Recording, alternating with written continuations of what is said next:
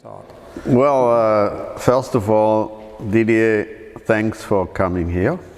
Oh, it's always great experience with your professionality, your friendship, which really appreciate. Thank you. And we are now looking back at 20 years since our victory in Daytona in 2002.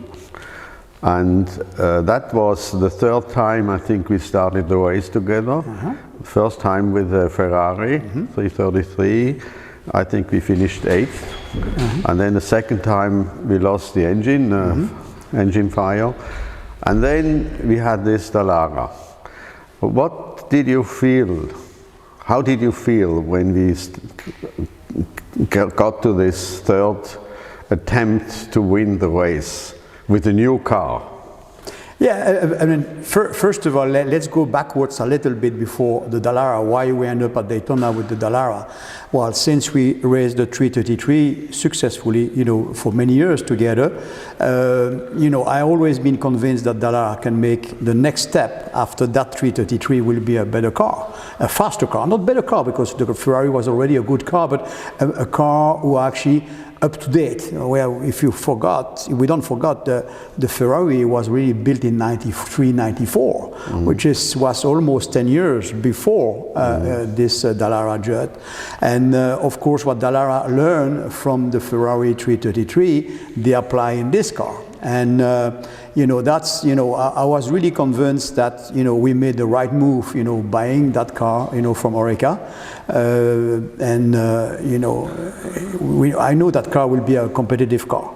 The team to run it was Doran, with a lot of knowledge and know-how in Daytona and on American racetrack. And I think the choice of the car was the best we could do at that time. Well, you made the pole position and you started the race in front.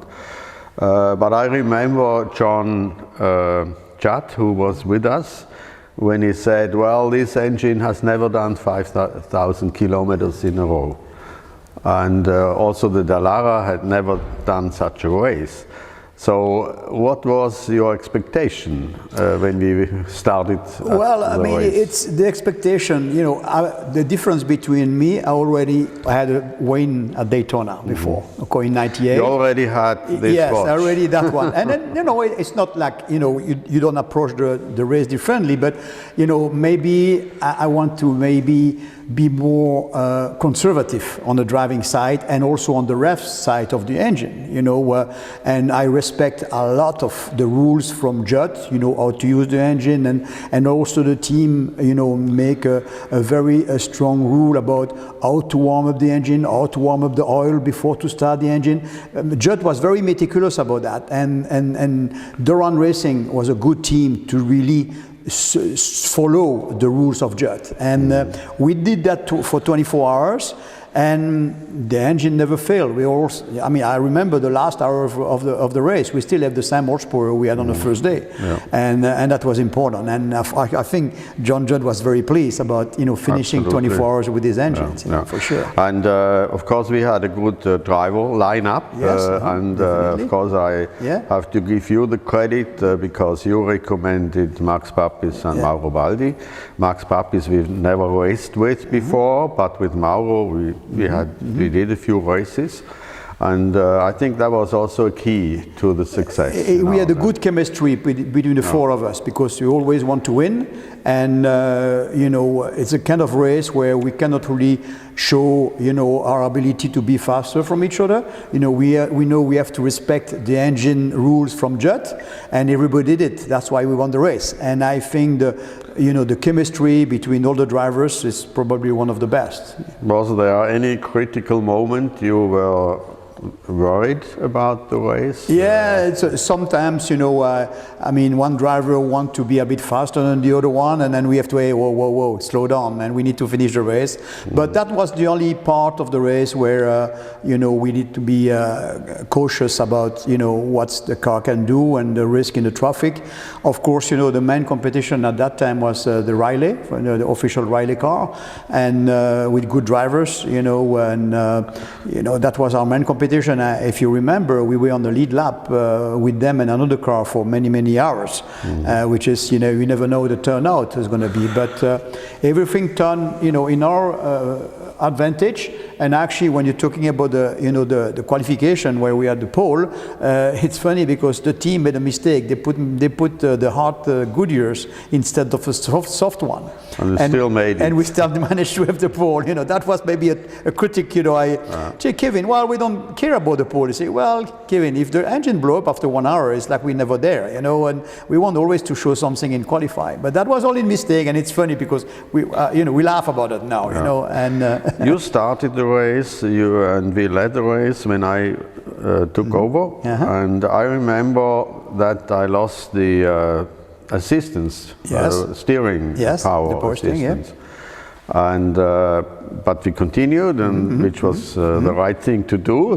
We didn't want to repair it. We continued, but it was a little hard on the muscles. On the muscles, but in the end, it worked fine. And I think in such a long race, it's really long. It goes through the night, and then a lot can happen. Definitely. So I think we should also admit that we had a lot of luck. You need luck, in such a long race. I mean, and for the public who really doesn't know about Daytona, Daytona is always end of January, and it's the longest night of any racing. Le Mans is in June, it's the shortest night. It starts to get dark at 10:30, the sun rises at 5 o'clock. Daytona, it's 12 hours of night time. And of course, Daytona also, with that many cars and the difference in speed with cars, we're on the traffic, for a lot of time. And that's why also we need to be cautious, during that race. It's a hard race, it's a long race. The power steering I remember was an issue, mainly because those cars, maybe people ask why power steering in a race car? Well, because, the geometry of the suspension is so sophisticated. We run a lot of casters, which is kind of a way the suspension is designed. But because we run a lot of casters, we need some assistance in the steering because it's too hard.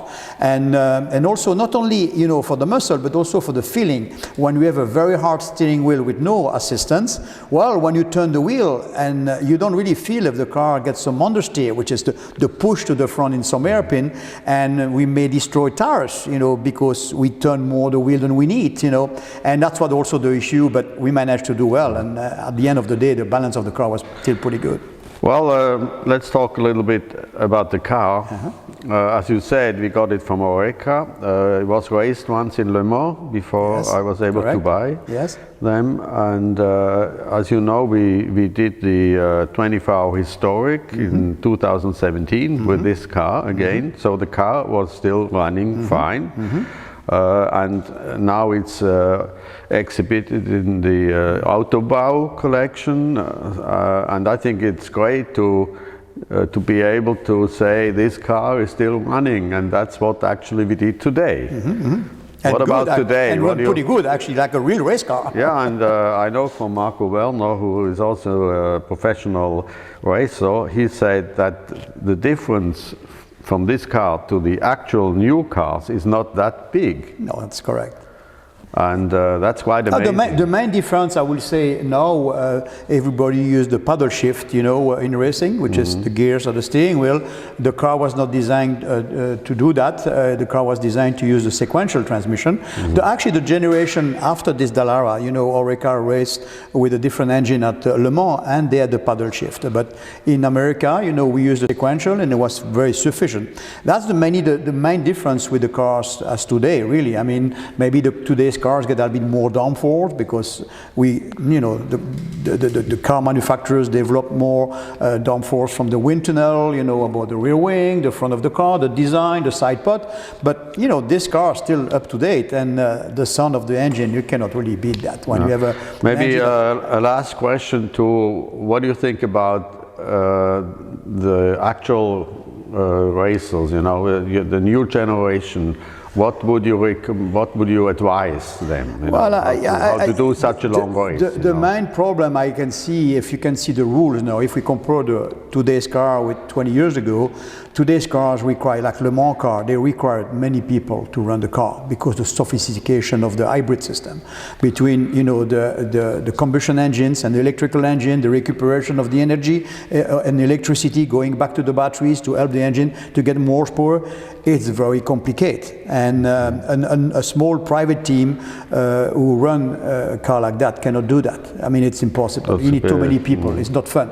I think we end up here with the last generation where anybody can start the engine, run the car properly without having, you know, 100 technicians looking at the car. And unfortunately, the Formula One is the same way. With Formula One, when you look at the car from the 90s, that's the last generation where anybody can run those cars. Today's cars, you know, the sophistication about, you know, the hybrid system, you need so many technicians to start a car. And on the collection point of view, we're still in a good generation with this car for sure. Yeah, yeah. Well, I can only be grateful and thankful for having had that experience, and also being able in my age to still run the car, drive the car. It's wonderful. Me too. So this is really a very nice success. And we're going back to our first time we met with through Marcus Arts, and I met Marcus. You know, it's funny. It was in '84. We were racing Formula 2 together, not in the same team, but I was driving the Martini and he was running McTackwell in the March. And you know, 2 times during the year we end up being next to each other in the garage, and we try to sympathize. And you know, I like Marcus, I like his philosophy. He's a passionate, you know, like I am.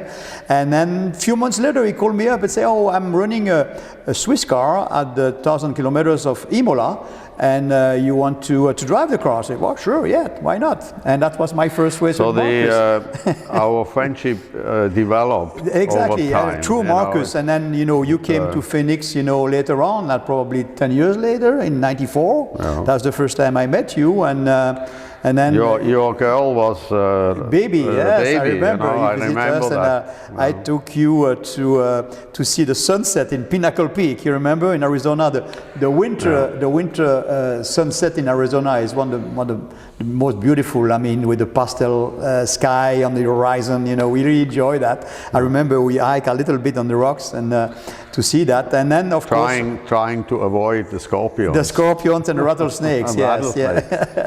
No, I think it's been wonderful, Didier. I can only thank you. Same for me. I mean, we and you know, a relationship, a friendship over almost 30 years is not very standard in this business. And we share the same passion. We share the same wins and the same. We failed from time to time, but that's part of racing. And you know, I thank you also for those years. You have not only been a very good professional race car driver, but also an excellent coach. I must admit, without you, I could never have done I mean, we don't forget, I don't see that as a coach. And you were not always easy, you know, you were pushing me. We were on the same boat, which is, you know, we need to help each other as a team, you know, you know, I may also need have some weakness somewhere, and I had to have some help for somebody else, especially, you know, when you look at the data and the speed, you know, helping you, helping me, you know, helping each other, make the team goes up and make the team more competitive. And I find that's what we did, and that's what the friendship and the chemistry was enter into place. Yeah, and we had a good team, you know, and there again, you were the one you thought to tell me that I should join the team in the US, and I just would like to give my many thanks and best wishes to the whole team, because I know you meet them from time to time. Definitely. Because you live in the US. Yes. I don't see them too often, unfortunately, but the memories will remain. They will stay. They didn't forget. For sure. Okay, Didier. Thank you. Thank you so Fredy. much. Thank you very much. It's been a great pleasure, and we continue. We continue. Maybe 20 years is a bit maybe too far from now, but for sure the next few years, I hope. Yeah, that's reasonable. Okay, thank you. Thank you. It's okay. Good. All right.